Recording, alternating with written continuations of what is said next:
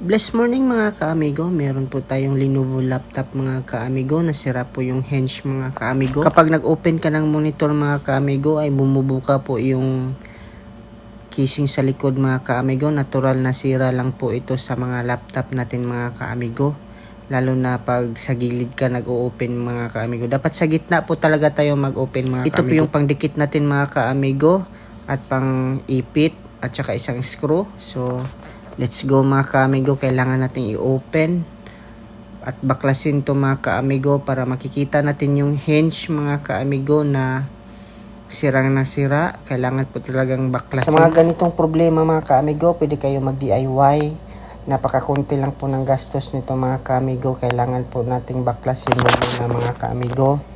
Ang gagamitin nating pangdikit ay 8-8 mga kaamigo at saka lalagyan natin ng kuton. Kunting kuton lang mga kaamigo. Yung kuton mga kaamigo, yung nagbibigay ng lakas sa pangdikit natin sa 8-8 mga kaamigo sa kanyang back cover at saka sa kanyang hinge mga kaamigo. Yung hinge mga kaamigo, sira na po yung lalagyan ng bolt mga kaamigo ay hindi na po nakadikit, kaya kailangan natin yung idikit mga kaamigo.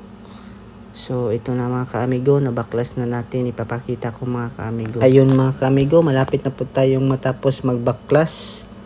Ayun, nabaklas na mga kaamigo. So titignan natin yung mga kaamigo, ito po yung hinge mga kaamigo, yung bolt. Hindi na po matanggal kasi luwag na po mga kaamigo.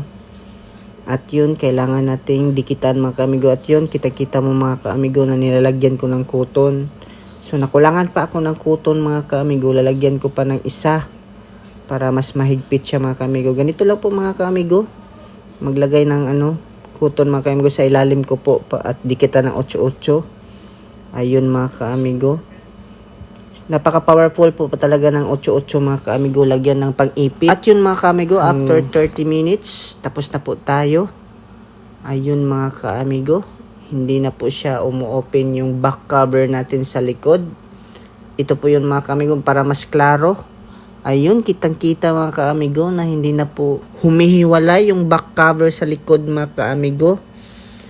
At ito mga kaamigo, 8-8 lang po. Nasa basket lang po natin mga kaamigo. Pwede kayo mag-DIY nito mga kaamigo. Ito yun mga kaamigo, tapos na po. Ayun. Napakaganda na po mga kaamigo, wala na pong back cover na umaatras at saka fixed na po dahil sa ating 8-8 at saka kuton at saka pang baklas mga kaamigo. Salamat mga kaamigo, sana may matutunan tayo mga kaamigo, kunting develop pa sa ating video na mas malinaw.